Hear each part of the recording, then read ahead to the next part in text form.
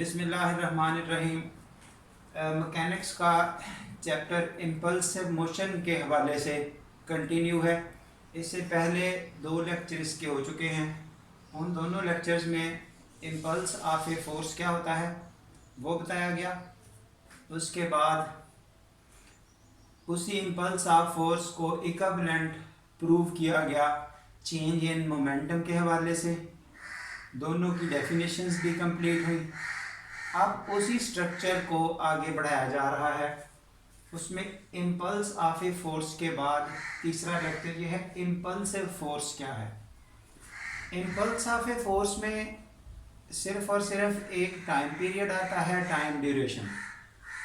कुछ उस time duration के लिए टाइम इंटरवल में एक फोर्स किसी पार्टिकल पर अप्लाई की जाती है, तो उस फोर्स और टाइम का जो प्रोडक्ट है that is called impulse of a force.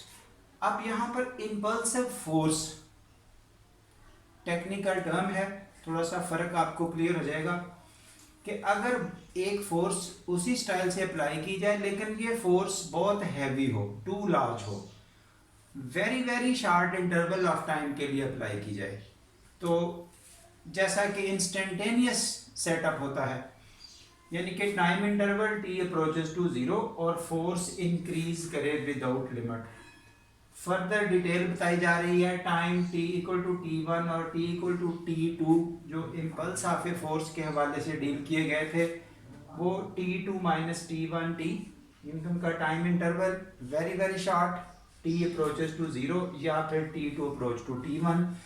इस हवाले से अब अगर हम इस सेटअप का एक इंटीग्रल कैलकुलेट करते हैं, इंटीग्रल ज़ाहिर है वो कंटिन्यूटी के हवाले से आता है, t1 to t2 f dt, ये वही प्रोडक्ट है जो इम्पल्स ऑफ ए फोर्स का आता है। तो देन ये वाली इंटीग्रेशन का जो आंसर है इसको हम मैग्नीट्यूड वाइज इम्पल्सिव फोर्स का नाम देते हैं, provided integral remains constant during the time interval t1 and t2। ये कांस्टेंट शो होने का मतलब ये है कि थ्रू आउट जहाँ भी आप कैलकुलेट करें ये इंटीग्रल सेम रहे, दैट्स ऑल। ये एक डेफिनेशन है।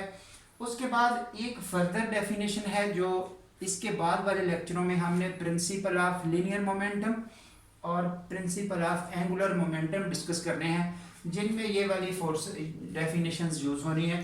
तो उस हवाले से अगर उसी फोर्स को कंपोनेंट फॉर्म में लिखा जाए that is x i plus y j, तो एक्स और वाई कंपोनेंट उस इम्पल्सिव फोर्स के एक्सिस की डायरेक्शन में कुछ इस स्टाइल से डिफाइन किए जाते हैं।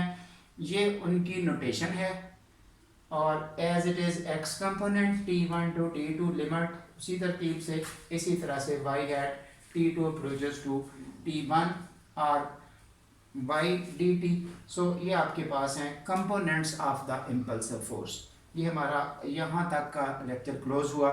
नेक्स्ट अभी हम डिस्कस करेंगे अगले वाले लेक्चर में प्रिंसिपल ऑफ लीनियर मोमेंटम।